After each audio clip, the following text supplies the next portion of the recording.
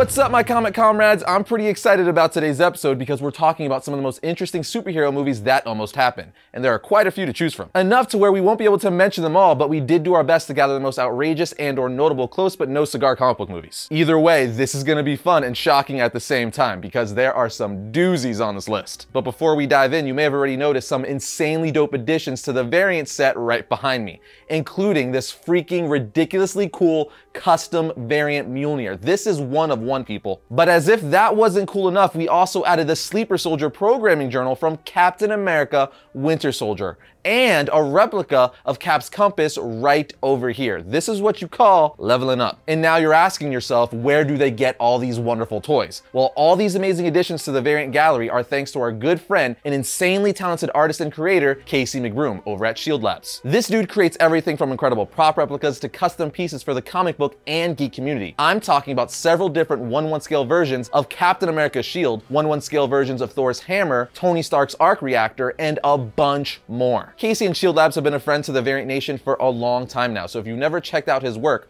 or better yet, picked up one of his pieces for your personal collection, you definitely want to do that. You can find the link to his website as well as where to follow him on social media in the description. But now that we've made you all extremely jealous, let's get into some comic book movies that almost happened. We're going to start with one of the most popular franchises in superhero movies to date, Sam Raimi's Spider-Man. As we all know, Sam Raimi's Spider-Man trilogy helped kick off the comic book movie phenomenon. Truth be told, without the success of the original Spider-Man trilogy and other comic book film franchises like the X-Men, the MCU probably wouldn't exist today. But did you know there were plans for a fourth Sam Raimi Spider-Man film? The first Spider-Man film in the trilogy was great. It's still near and dear to my heart today. The second Spider-Man movie is a fan favorite and is still considered to be one of the best Spider-Man movies to date, but the third one, well, let's just say it wasn't the best. And because of its failure, we never got Spider-Man 4, which we later found out through concept art, storyboards, and discussions with director Sam Raimi that it would have picked up directly where the third film left off. And most of the original cast would have returned. The villain in the movie would have been the Vulture, played by John Malkovich, and Bruce Campbell was rumored to be lined up to make a cameo as Mysterio. Black Cat would have also made her big screen debut in the movie as well. There was even talk of them shooting Spider-Man 4 and 5 at the same time, but after a series of creative differences with the studio, including Raimi reportedly being unhappy with the script, the director ended up leaving the franchise. This led to a full Spider-Man reboot with Mark Webb taking the director's chair and Andrew Garfield donning the Spidey suit. The Vulture went on to appear in Spider-Man Homecoming and Mysterio went on to appear in Spider-Man Far From Home. And now Sam Raimi is directing the next Doctor Strange movie, so everything worked out in the end. I have to say that was a little wordier than I intended it to be, and we've got a lot more to get through, so let's keep this going. We're all familiar with the very popular X-Men movie franchise. Again, this franchise and the Spider-Man franchise are basically responsible for the modern day comic book movie. But some of the X-Men movie franchise is not so popular, and some may say horrible, and one of those films would be X-Men Origins Wolverine. Before fans had overwhelmingly rejected Wolverine's origin at the box office, Fox had originally planned to do several X-Men Origins spin-off movies that were intended to expand their X-Men cinematic universe much more broadly. And one of those spin-offs was an X-Men Origins Magneto film that was developed right around the same time as Wolverine. Not much is known about the X-Men Origins Magneto spin-off, but obviously it would have given us some iteration of Magneto's origin, showing us how he was a Holocaust survivor, grew up to meet Charles Xavier, and eventually became Magneto. Clearly it was scrapped and the film eventually turned into Matthew Vaughn's X-Men First Class movie, which kind of did the same thing, giving us a look at the early years of Professor X and Magneto. But continuing on the Marvel side of things, we were also supposed to get a third Andrew Garfield Amazing Spider-Man movie from director Mark Webb. This one is a little more cut and dry. Basically, the second Amazing Spider-Man film underperformed as fans weren't happy with it. For me personally, I have to say that besides a few cool scenes here and there, I can't really disagree with that. Anyway, the third movie was supposedly going to focus on Peter Parker's magical blood. You heard me, magical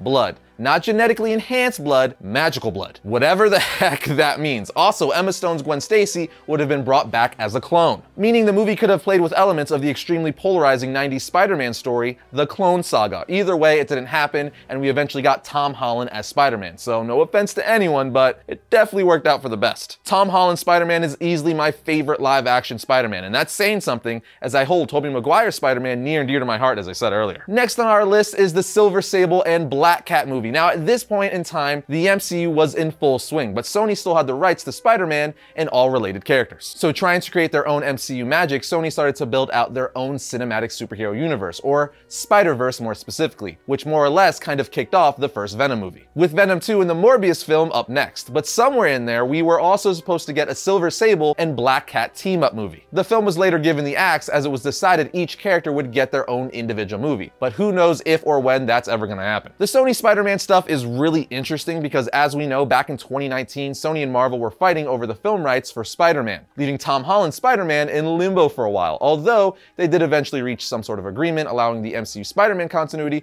to cross over into the Sony Spider-Man films, including the MCU's Vulture, played by Michael Keaton, making an appearance in the Sony Morbius trailer. So things are getting kind of crazy. Now here's a big one. James Cameron, you know, the guy responsible for Titanic, Terminator, and Avatar, was set to direct and develop a Spider-Man film. That's right, Cameron even did a treatment for the film himself and was supposed to have Arnold Schwarzenegger play Dr. Octopus. Could you imagine that crap? Arnold Schwarzenegger as Dr. Octopus? Don't get me wrong, I love Arnold as much as the next guy, but there's just some roles he shouldn't play. I mean, that would be like casting him as Mr. Freeze in a Batman film.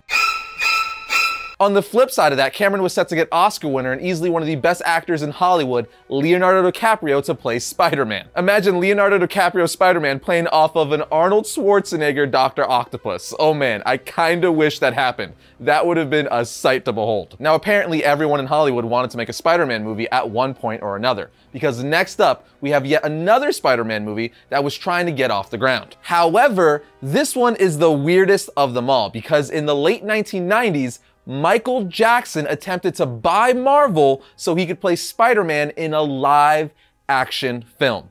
Even Stan Lee himself talked about this story. Clearly, there was no way anyone was gonna cast Michael Jackson as Spider-Man, so the king of pop decided, I'll just buy Marvel and cast myself as Spider-Man. Obviously, buying Marvel didn't work out, but as horrible as this movie would have been, don't you kinda wish it happened, seeing Michael Jackson swinging around New York going, hee hee, Billie Jean is not my son. Jamanga. Oh, wow. This is the best one. I wish this happened.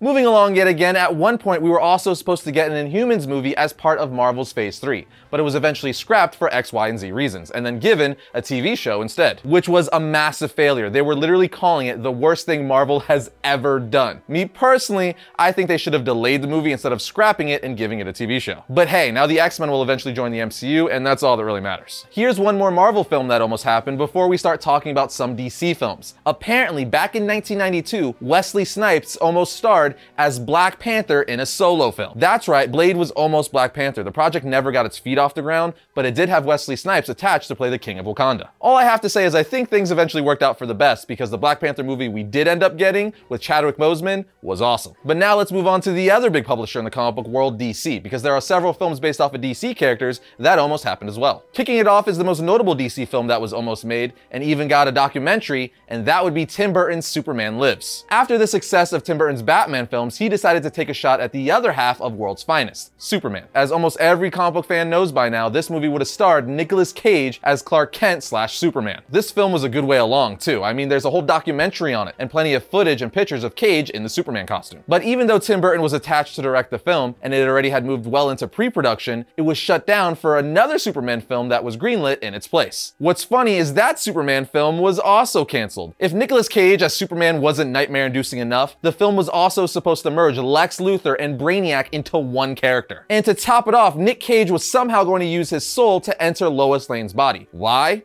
No idea, and it's probably best we never know. Moving along, we're all familiar with the incredibly popular Nolan Batman films, but the reins of The Dark Knight were almost given to Darren Aronofsky before Nolan. Aronofsky is responsible for films like Requiem for a Dream, Black Swan, and The Wrestler. Aronofsky was already working on a Warner Brothers film called The Fountain when he was approached to direct the Batman movie. The film even had a script written by comic book legend Frank Miller. You know, the guy who wrote The Dark Knight Returns? Yeah, that Frank Miller. Said script was said to be inspired by the Batman Year One comic, which makes all the sense in the world considering Miller also wrote that comic as well. Aronofsky wanted Joaquin Phoenix to play Batman, who, as we know, years later ended up playing Batman's arch-enemy, the Joker, in a solo film. Needless to say, the movie would have been a hodgepodge of all sorts of different things. Moving on to the next movie that never was, it's no shock that Hollywood has been trying to get a Wonder Woman movie off the ground for years. I mean, she's easily one of the biggest characters in all of comics. Obviously, that ultimately happened with Patty Jenkins' Wonder Woman film, which is still my favorite DCEU movie by far. I'm just such a big fan of it as I think it embodies what it means to be a superhero so well. In any case, before Gal Gadot graced us with her presence as Wonder Woman, Joss Whedon wrote a Wonder Woman script that was nearly made back in 2006. Joss Whedon's Wonder Woman would have taken place in modern era, unlike Patty Jenkins' Wonder Woman. And like every Wonder Woman origin, it would have began with Steve Trevor crash landing on Themyscira. Trevor would have convinced Diana to follow him to Gateway City, where she could help him fight corruption. Ultimately, the film was axed because of differences of opinion between Whedon and Warner Brothers pertaining to the script. Apparently, Whedon and Warner Brothers had a ton of gender politic issues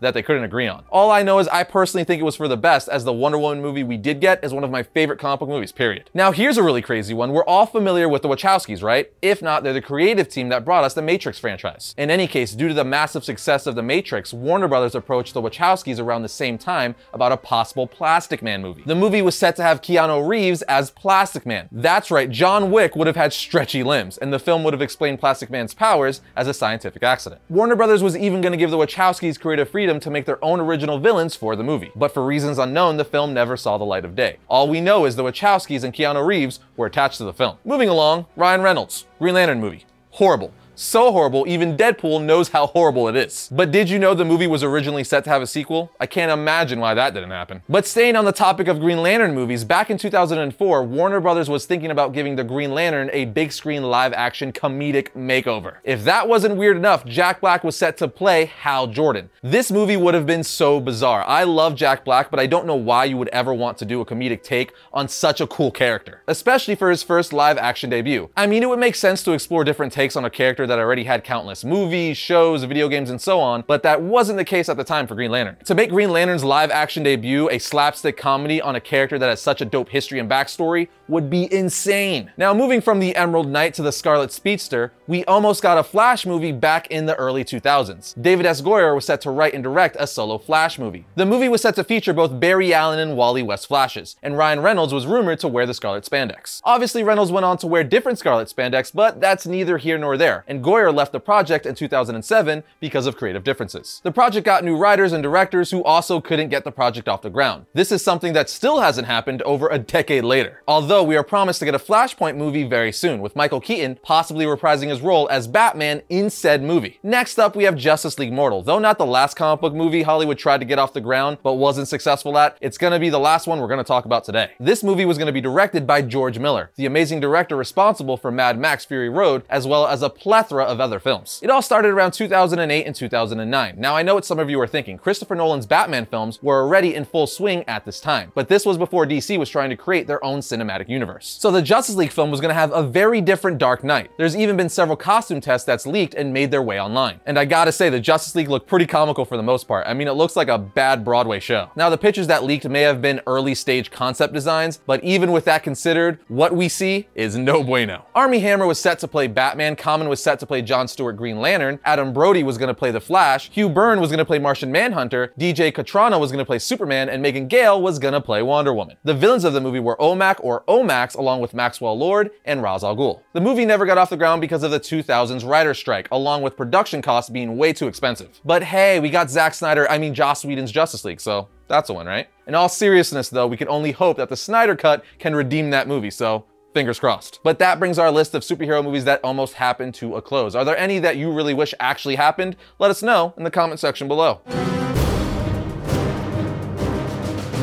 First up for the week of July 8th, we have Deceased Dead Planet #1. After a corrupted anti-life equation turned billions into monsters, including Earth's greatest heroes, our planet was as good as dead. Years later, a distress call brings Damian Wayne, John Kent, Casey Sandsmark, the Batman, Superman, and Wonder Woman of Earth 2 back to a dead planet. But what will this new Justice League find waiting for them? Next, we have Doctor Strange Surgeon Supreme number 5. Someone is stealing magical artifacts from Doctor Strange. With the help of Dr. Druid, Strange must go undercover to discover a magical black market arms dealing ring. Here we have Marvel Empire Fantastic Four issue 0. In the most unlikely of places, the Fantastic Four witnesses the final conflict of the Kree-Skrull War, and the fate of these final warriors will mark a stunning change in the lives of Marvel's first family for years to come. And finally, we have Batman issue 94. The designer's machinations have left Batman's life in tatters. Gotham City's ambitious rebuilding has skittered to a halt as new powers are rising to shape its destiny, and Batman is powerless to stop them.